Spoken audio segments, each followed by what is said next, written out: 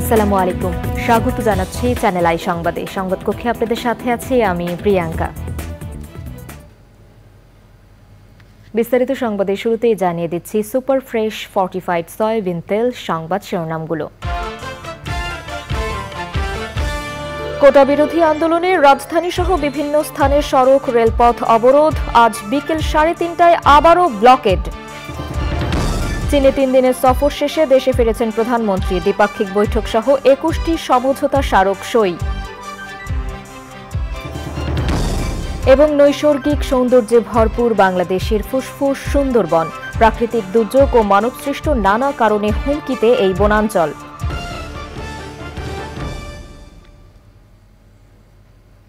সংবাদ শিরোনামগুলো জানাচ্ছিলাম। এখনকার সংবাদ আয়োজন একই সঙ্গে চ্যানেল আই এর ইউটিউব চ্যানেলে এবং চ্যানেল আই এর ওটিটি প্ল্যাটফর্ম আই স্ক্রিনে লাইভ স্ট্রিম হচ্ছে। যাচ্ছে বিস্তারিত সংবাদে। কোটা সংস্কারের এক দফা দাবিতে বুধবার সড়ক, মহাসড়ক ও রেলপথ অবরোধের কারণে রাজধানী ঢাকা সহ সারা দেশে জনজীবন দৃশ্যত অচল হয়ে পড়ে। বাংলা ব্লকেট কর্মসূচিতে রাজধানীর গুরুত্বপূর্ণ 18টি পয়েন্টে অবরোধ করে বিক্ষোভ দেখায় শিক্ষার্থীরা।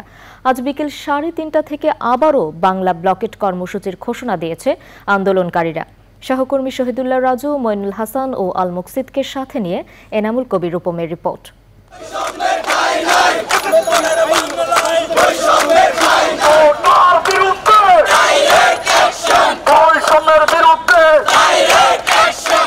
সকাল 10:30টার দিকে মিছিল নিয়ে একযোগে Shahbag, science lab, Katabon, Nilkhet, Bangla motor, মৎস্য ভবন, কাউরান বাজার, শিক্ষা ভবন, চানখারপুল ও নিমতলী এলাকায় সড়ক অবরোধ করলে যানবাহন চলাচল বন্ধ হয়ে যায়। ক্রমেই দীর্ঘ থেকে দীর্ঘতর হয় যানবাহনের সারি। মৎস্য ভবন ক্রসিংয়ে বিক্ষোভকারীরা আটকে দেয় সচিবালয়মুখী দক্ষিণ কোরীয় দূতাবাসের একটি পতাকাবাহী গাড়ি। চানখারপুল ফ্লাইওভার এলাকায় অবরোধে আটকা পড়ে অসংখ্য যানবাহন। সেখানে মিছিল নিয়ে অবরোধে যোগ দেয় বেগম বদরুন্নেসা সরকারি মহিলা কলেজের ছাত্রীরা।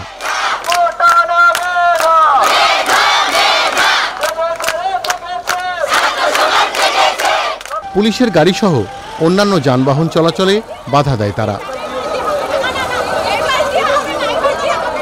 আন্দোলনের অন্যতম কেন্দ্রবিন্দু শাহবাগে অবস্থান নেন ঢাকা বিশ্ববিদ্যালয়ের শিক্ষার্থীরা। মিছিল নিয়ে তাদের সঙ্গে যোগ দেয় ইডেন কলেজের শিক্ষার্থীরাও। রাজধানীর সায়েন্স ল্যাবরেটরি এলাকায় রাস্তায় ব্যারিকেড দিয়ে বিক্ষোভ দেখায় আন্দোলনকারীরা। নির্বাহী বিভাগের কাছে দাবি যে আমাদের কোটাটা সংস্কার করে দেওয়া হোক। যারা ক্ষুদ্র নিগোষ্ঠী এবং যাদের প্রত্যন্ত অঞ্চলে যাদের কোটাটা দরকার মূলত তাদের জন্য সংবিধানের প্রতি শ্রদ্ধাশীল এবং সংবিধানে উল্লিখিত অনগ্রসর গোষ্ঠীকে মাথায় রেখে তাদের জনসংখ্যার ভিত্তিতে একটা যৌক্তিক পর্যায়ে কোটা রেখে সংসদে সে আইন পাশ করে কোটা যুক্তি সংস্কার করতে হবে। অবরোধের কারণে বাড়ে জনদুর্ভোগ। রোগী নিয়ে ঢাকা মেডিকেল কলেজ হাসপাতালে আসা স্বজনরা বিপাকে পড়েন।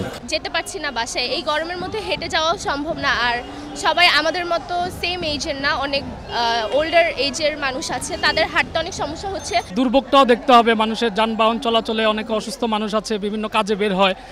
যানবাহনটাকেও কিছুটা শিথিল করা দরকার। চট্টগ্রাম, ময়মনসিংহ, গাজীপুর ছাড়াও রাজধানীর মহাখালী এলাকায় ট্রেন চলাচলে বাধা দেয় শিক্ষার্থীরা। কাউরান বাজার রেল ক্রসিংয়ে কাঠের গুঁড়ি ফেলে শিক্ষার্থীরা বিক্ষোভ শুরু করলে ঢাকার সঙ্গে সারা দেশের রেল যোগাযোগ বন্ধ হয়ে যায়। 5 ঘন্টা পর আবার স্বাভাবিক হয় ট্রেন চলাচল। আন্দোলনকারীদের বাধার মুখে তেজগাঁও এলাকায় এলিভেটেড এক্সপ্রেসওয়েতে নামার পথে যানবাহন চলাচল বন্ধ থাকে। এরই মধ্যে দুপুরে খবর আসে কোটা নিয়ে হাইকোর্টের রায়ের উপর 4 সপ্তাহের স্থিতিবস্থা দিয়েছে আপিল বিভাগ। এতে কোনো প্রতিক্রিয়া নেই বলেছে আন্দোলনকারী শিক্ষার্থীরা। হাইকোর্টের কাছে আমাদের কোনো দাবি নেই, আমাদের দাবি হচ্ছে সরকারের কাছে বা নির্বাহী বিভাগের কাছে। আমাদের কোটা হচ্ছে, আমরা চাচ্ছি যে সর্বোচ্চ 5% কোটা বহাল থাকবে। এক্ষেত্রে হচ্ছে ক্ষুদ্র নৃগোষ্ঠী আর হচ্ছে প্রতিবন্ধী এবং মুক্তিযোদ্ধা মিলে সর্বোচ্চ 5%। পরের সন্ধ্যায় শাহবাগ থেকে আন্দোলনের পরবর্তী কর্মসূচির ঘোষণা দেয় আন্দোলনকারীরা। আমরা বলিনি আপনি কালকে কমিশন গঠন করেন, আমরা বলেছি আপনি একটি কমিটমেন্ট দেন, একটি পরিপত্র দেন কিংবা একটি নির্বাহী আদেশ দেন। Enamul Kabir Rupam, channel I, Dhaka.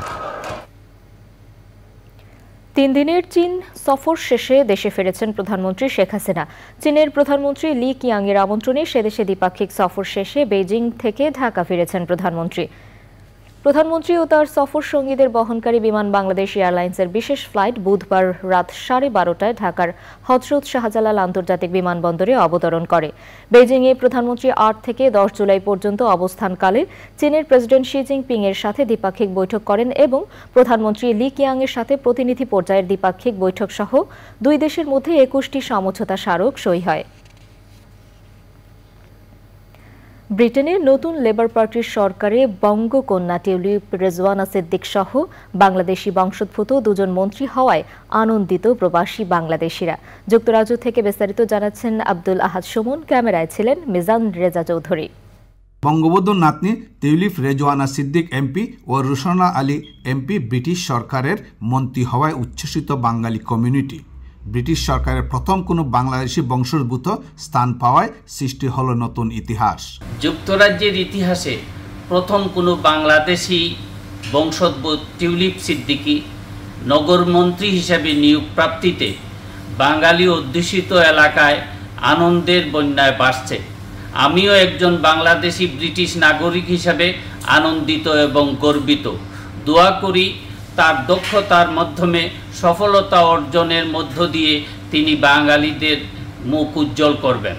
বাংলাদেশের জাতির পিতা বঙ্গবন্ধু শেখ মুজিবুর রহমানের নাতনি শেখ রেহানার মেয়ে 4 বারের এমপি টিউলিপ সিদ্দিক ব্রিটিশ সরকারের সিটি মন্ত্রী হিসেবে নিয়োগ পেয়েছেন। মন্ত্রণালয়ের যে কোনো সিদ্ধান্ত নেওয়ার সুযোগ থাকছে তার। নীতি নির্ধারণী পর্যায়ে যাওয়ায় আমরা বিশ্বাস করি বাংলাদেশি কমিউনিটির সঙ্গে তাদের যোগাযোগ আর বৃদ্ধি পাবে এবং বাংলাদেশি কমিউনিটি আরও বেশি উপকৃত হবে। আরেক বাংলাদেশি বংশোদ্ভূত 5 বারের এমপি রুশনা আলী আবাসন, কমিউনিটি এবং স্থানীয় সরকার মন্ত্রণালয়ে দায়িত্ব পেয়েছেন। প্রথমবারের মতো বাংলাদেশি বংশোদ্ভূতরা মন্ত্রী হওয়ায় আনন্দিত প্রবাসী বাংলাদেশিরা। উভয়কেই পান্ডারা অভিনন্দন। তাদের মাধ্যমে বাংলাদেশি কমিউনিটির সঙ্গে ব্রিটিশ সরকারের একটা যোগাযোগের মাধ্যম স্থাপিত হলো। তার মাধ্যমে বাংলাদেশি কমিউনিটি অনেক দূর এগিয়ে যাবে, এটাই আমাদের বিশ্বাস। বাংলাদেশের জন্য বিষয়টি অনেক গর্বের বলে জানান সেখানে বসবাসকারী বাঙালিরা। আমি আশা করি তাদের কর্মদক্ষতার মাধ্যমে তারা বাঙালি কমিউনিটিকে আরও উচ্চ আসনে নিয়ে যাবেন। বাংলাদেশ ওয়েলফেয়ার অ্যাসোসিয়েশনের পক্ষ থেকে আমি তাদেরকে অভিনন্দন জানাই। হাউস অফ কমন্সে আইন প্রণয়ন সহ কমিউনিটির উন্নয়নে কাজ করে যাবেন নির্বাচিত 4 বঙ্গকন্যা, এটাই প্রত্যাশা প্রবাসী বাংলাদেশিদের। যুক্তরাজ্য থেকে আব্দুল আহাদ সুমন, চ্যানেল আই। অবারিত সবুজ নদী, খাল, সমুদ্র আর জীববৈচিত্র্য মিলিয়ে প্রাকৃতিক নৈসর্গিক সৌন্দর্যে ভরপুর সুন্দরবন, উদ্ভিদসহ নানা বৃক্ষরাজির সমাহার এখানে। রামসার সাইট হিসেবে খ্যাত সুন্দরবন বন্যপ্রাণীর আবাসস্থল, পুষ্টি উৎপাদক, দুর্যোগ প্রতিরোধক, সেই সাথে পর্যটন কেন্দ্রও। তবে প্রাকৃতিক দুর্যোগ ও মানবসৃষ্ট নানা কারণে হুমকিতে বাংলাদেশের ফুসফুস খ্যাত সুন্দরবন। সুন্দরবনের উদ্ভিদ বৈচিত্র্য নিয়ে আফরোজা হাসির রিপোর্ট।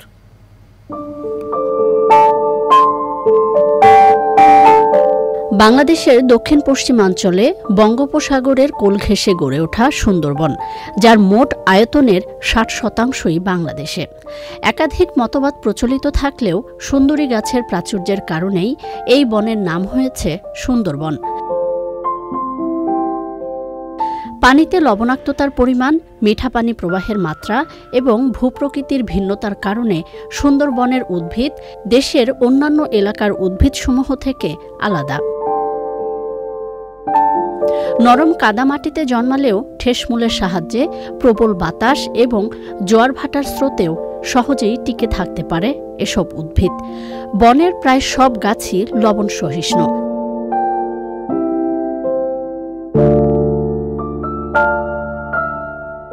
নতুন পলিজমে জেগে ওঠা ভূখণ্ডে কেওড়া, বাইন, পশুর ও ধুন্দলের সমারোহ দেখা যায়। শুধু টিকে থাকার দিক থেকেই নয়, ফুল, ফল, পাতার দিক থেকেও ভিন্ন ও বৈচিত্র্যময় এসব বৃক্ষ। সুন্দরবনের সবচেয়ে পরিচিত উদ্ভিদ গোলপাতা। ঘরের ছাউনিতে ব্যবহারের পাশাপাশি এই গাছের রস থেকে পাওয়া যায় সুস্বাদু ও পুষ্টিকর গুড়। হানি প্ল্যান্ট হিসেবে খ্যাত খলসি গাছের মধু উন্নত মানের ও খ্যাতিসম্পন্ন।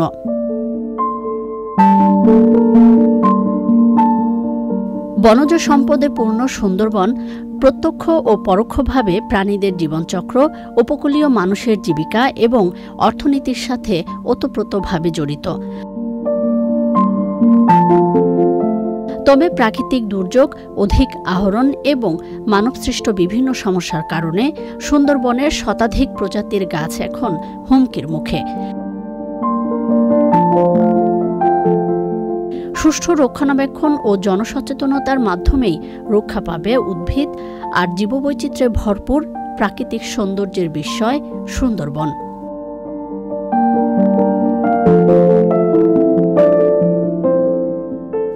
আফরোজা হাসি, প্রকৃতি ও জীবন ডেস্ক, চ্যানেল আই। সুন্দরবনের উদ্ভিদ বৈচিত্র্য নিয়ে পর্ব দেখবেন আজ রাত 10:15 প্রকৃতি ও জীবন অনুষ্ঠানে। শাকসবজির পাশাপাশি নানা রকম ফলের চাষ হচ্ছে ছাদ কৃষিতে। সাম্প্রতিক বছরগুলোতে উচ্চ মূল্যের ফল উৎপাদন শুরু করেছেন নগর কৃষকরা। এতে বৈচিত্র্যপূর্ণ হচ্ছে ছাদ কৃষি আয়োজন। বিস্তারিত জানাচ্ছেন শাইখ সিরাজ। ঢাকার ধানমন্ডির নুরুজ্জামান মুন্নার এই ছাদ কৃষির মূল আকর্ষণ হচ্ছে আপেল। যেখানে মাঠেও এখন পর্যন্ত আপেল উৎপাদন উল্লেখযোগ্য সাফল্য আসেনি, সেখানে এই উদ্যোক্তা ছাদ কৃষিতে চমক দেখিয়েছেন আপেল ফলনে। এখানে 10টি গাছে শোভা পাচ্ছে সবুজ আপেল ফল। প্রথম আমার কাছে ফুল আসলো, আমাকে যে এটা প্রোভাইড করেন সে বললো যে ফুলগুলো আপনি ফেলে দেন। এখন নেক্সট ইয়ারে যখন আসলো তখন বললো যে এবার ফুল রাখেন। এইবার আমাদের এখানে এই মুহূর্তে 26টার মতো আপেল আছে গাছে। এই যে আপেলের সাইজগুলো একটু দেখেন, মোটামুটি। এগুলো কি ব্যাগিং করার প্রয়োজন হয়? না, এটা ব্যাগিং করি না, আমরা মসকুইটো নেট দিয়ে আমরা ঢেকে দেই। আপেলটা হচ্ছে এটা কারি আপেল, এটা 80% মিষ্টি, 20% টক। 8000 বর্গফুট আয়তনের এই ছাদটিতে 128 জাতের ফল ফসল উৎপাদন করা হচ্ছে। জানা গেল কৃষির এই চর্চাটি করা হচ্ছে প্রায় 3 দশক ধরে। 1996 সন থেকে আমরা যখন প্রথম এখানে আসি তখন থেকেই আমরা ছাদ কৃষিটা শুরু করি। এখানে আমাদের 23টা ফ্যামিলির মধ্যে 3 জন they are very much interested for ছাদ কৃষি। আমরা 3 জন মিলে এটা করি এবং আমরা এখানে আমাদের যে দৈনন্দিন যে জিনিস দরকার, কাঁচামরিচ, নিত্য প্রয়োজনীয় যা আছে এগুলো সমানো করি। এই উৎপাদন কাজে গুরুত্ব দেওয়া হচ্ছে শুদ্ধ এবং উত্তম কৃষি চর্চার। এই যে পুঁই শাক, চমৎকার পুঁই শাক, এবং আমরা বাজার থেকে যে পুঁই শাকগুলো কিনি সেগুলো কীটনাশক ওষুধ দেওয়া থাকে, নানা রকম সমস্যা থাকে। আমি আমার একটা ফ্যামিলির জন্য যদি এরকম 5টা পুঁই শাকের গাছ থাকে আর বাইরে থেকে কেনার কোনো প্রয়োজন থাকে। গাছগাছালির প্রতি প্রেম আর ভালোবাসা থাকলে যে কোনো জায়গা থেকে এই কৃষির চর্চা করা যায়। যেমন একটি নজির সৃষ্টি করেছেন জনাব নুরুজ্জামান। তার এই বিশাল ছাদের উপরে তিনি নানান ধরনের গাছগাছালি দিয়ে পড়েছেন। অতি সম্প্রতি বাংলাদেশে আপেল হতে পারে সেটারই একটা ট্রায়াল চলছে এখানে, যেটি এর পরবর্তীতে হয়তো তার মাঠ পর্যায়ে কৃষিতেই যাবে। এটি অনেকের জন্যই হতে পারে হয়তোবা অনুকরণীয়। ঢাকার ধানমন্ডির নুরুজ্জামান মুন্নার ছাদ কৃষি থেকে শাইখ সিরাজ, চ্যানেল। এ নিয়ে বিস্তারিত প্রতিবেদন দেখবেন আজ বিকেল 3:05 হৃদয়ে মাটি ও মানুষের ডাক অনুষ্ঠানে। দর্শক, এবারে বিরতি, এবং বিরতির পর যা থাকছে: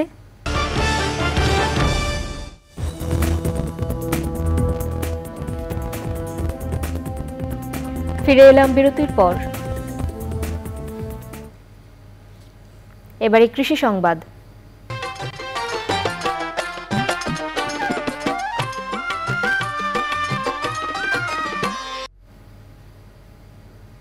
সিরাজগঞ্জে বন্যায় ডুবে গেছে বিস্তীর্ণ ফসলি জমি ও মাঠের ঘাস। মানুষের খাবার সংকটের পাশাপাশি গোখাদ্যের সংকট দেখা দিয়েছে। প্রাণিসম্পদ অফিস জানিয়েছে, পশুখাদ্যের ব্যবস্থা ও পশুর চিকিৎসায় গঠন করা হয়েছে একাধিক মেডিকেল টিম। এবারে প্রকৃতি সংবাদ।